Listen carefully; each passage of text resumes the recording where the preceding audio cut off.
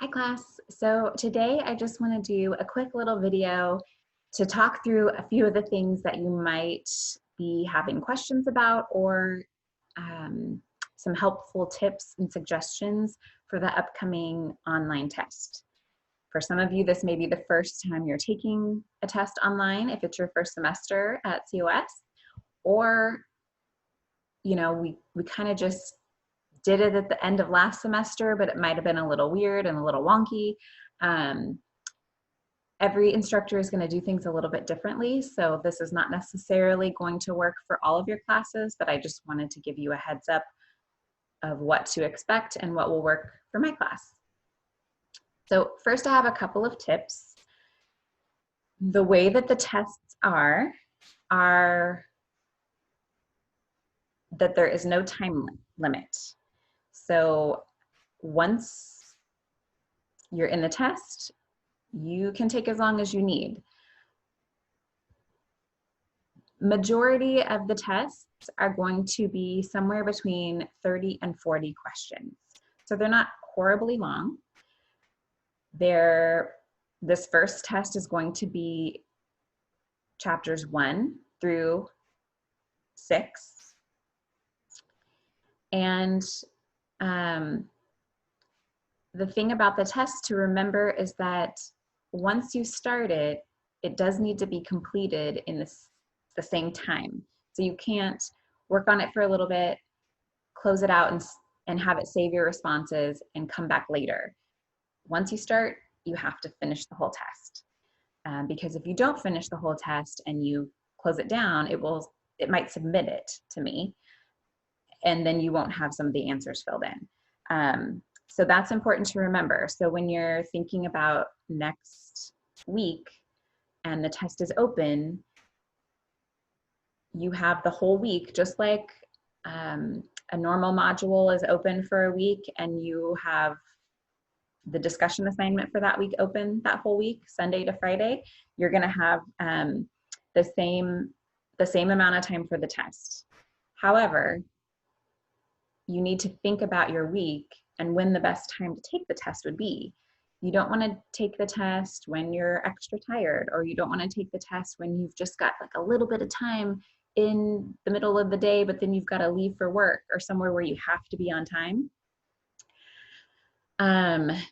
You might want to think about like your family's routines, and do you have kids at home that are needing you at certain times? That's not the time to take the test if you can help it. Or if that's the best time of day for you to take a test, but your kids are also home, then maybe you can pick the day when your spouse is also home, or your significant other, or your mom can come over and watch your kids for you.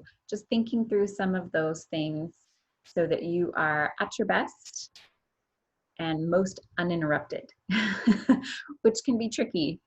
I know I'm at my best in the mornings, but that's also when my kids are online for school right now, and I can't necessarily be completely shut away from them during that time because they might have an issue with the computer and need me to help them get logged back in, or they can't find something they need, and so they're going to come ask me because moms know where everything is and kids never know where things are.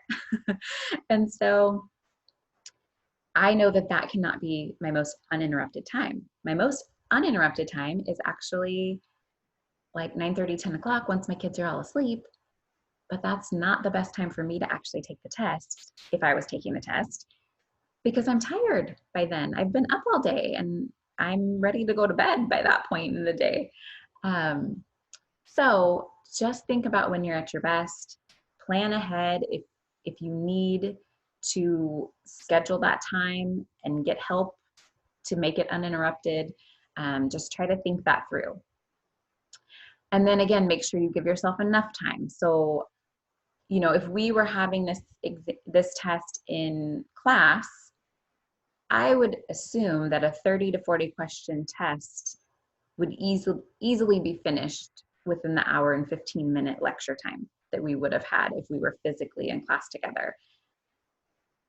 That being said, some of you that feel pressure with the time, then just make sure you give yourself more time, because it's on you to decide how much time you think you might need. And if you finish beforehand, great. But if you needed 3 hours, give yourself 3 hours. It's fine. It should not take you 3 hours. But if for your own peace of mind, if that's what you need to block off, then I, by all means, do it. Many of the questions are going to be scenario kind of questions, which means you are not necessarily always going to be able to look in the book and find your answer quickly. It would mean potentially that you would need to like reread whole sections to understand the concept and then choose the answer. So that being said, don't think that because it's online and essentially open note, open book, that it's going to be just super fast, super easy.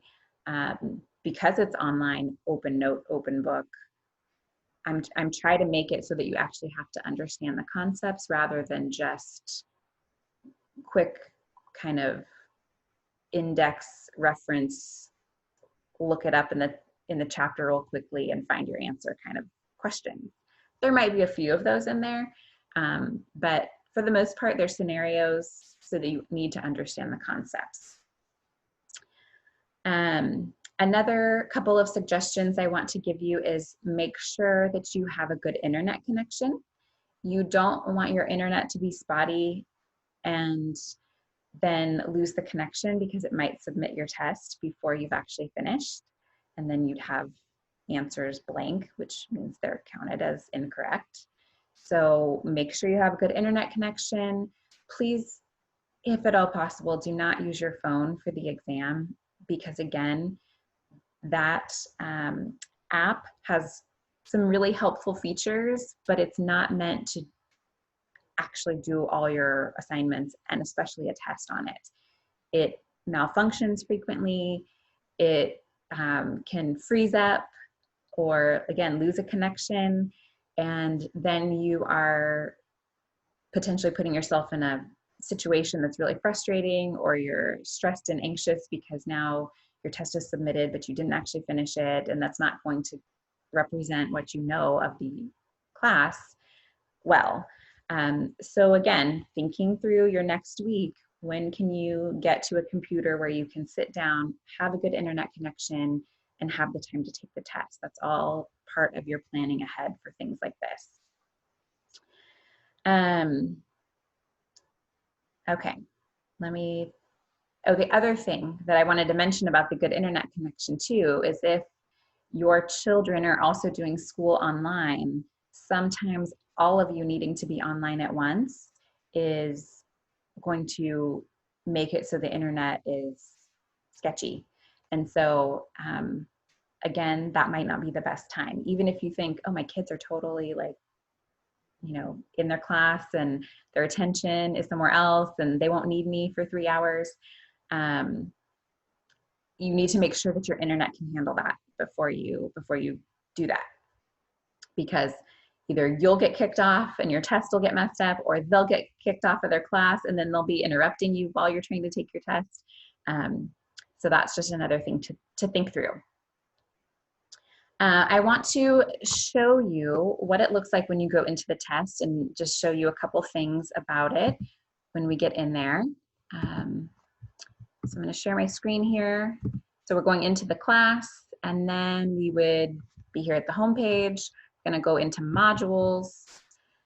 And when it is our 5th module, that is when the test is available.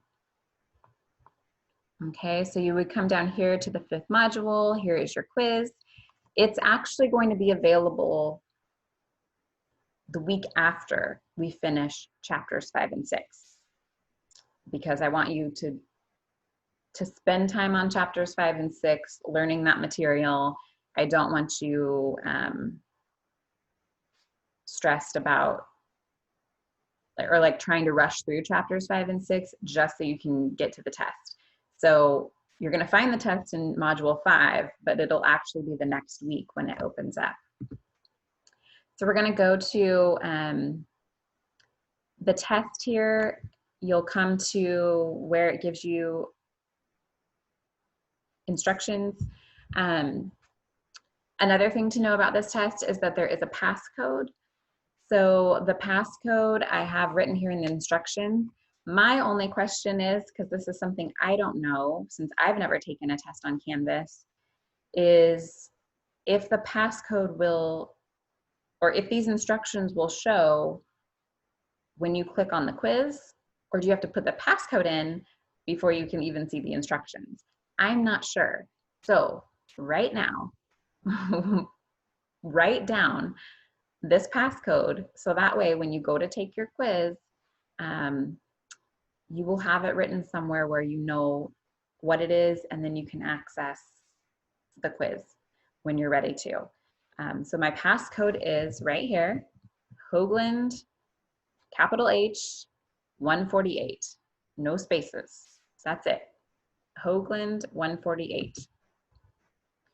So write that down somewhere, keep that safe. I'll also be posting it in the announcement for that week, so you can reference it there as well. But make sure that you're remembering that just in case you need it to get in to even these instructions, because then even though it's in the instructions, you won't be able to see it if you have to have the passcode first. Okay, it looks like there's 34 questions. And I'm going to go into a preview here just to show you sort of what it would look like. So here's what a typical question is going to look like. It's going to have my audio and video reading the question to you. My audio and video is only reading the question. I'm not reading the answers as well, because the answers automatically get scrambled and shuffled by Canvas. And so I don't want to read answers in an order that you're not seeing them, because I feel like that could potentially be more confusing. So I'm only reading the question at the top. You have to read the answers, but at least that will help decrease a little bit of the amount of kind of reading that you're having to do all at once. The passcode and the shuffling of the answers are for security. We've been encouraged as instructors to add those security measures. If you're wondering why we're doing that, that's why. So this is what a typical question will look like. Again, if you want to read it yourself, you do not have to click on the box with me reading it. If that's going to distract you or just confuse you or add more time to your test that you don't want to do, then don't do it. That's fine. It's just there as an option.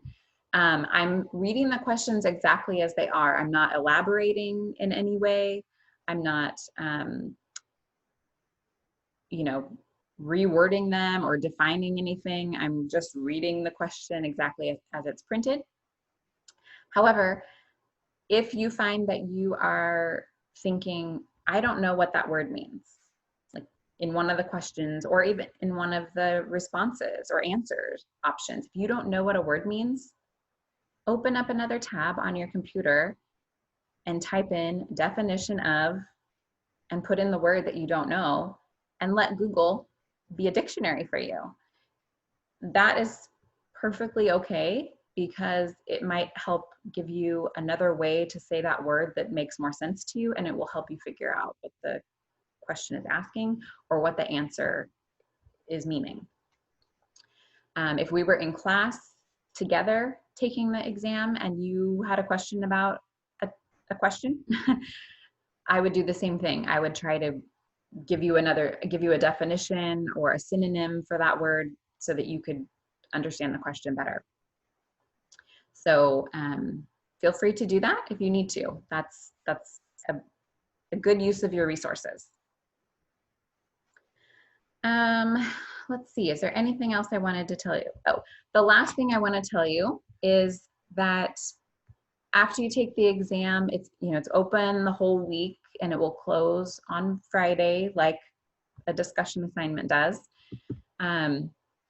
You will be able to see the correct answers or the answers that you missed the following day. So it closes on Friday, and then on Saturday, once the grades have, you know, all been submitted and everybody's had a chance to take the test, then it will post the correct grades on Saturday. Those will remain open the rest of the semester. So that way, if you want to go back and look at what you missed and what the actual answer was, or you want to reference the chapter test later for studying, that's completely acceptable. But you'll be able to go back and look at the correct answers once it closes the following day.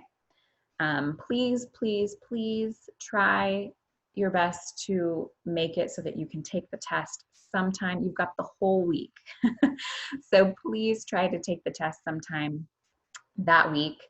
I know things can come up, but if at all, please just try to get it done, so that we can just be ready to move on and let that first kind of unit of our book go and move on to our safety section. If you have any questions that I have not answered in this video about the test, please don't hesitate to reach out and ask.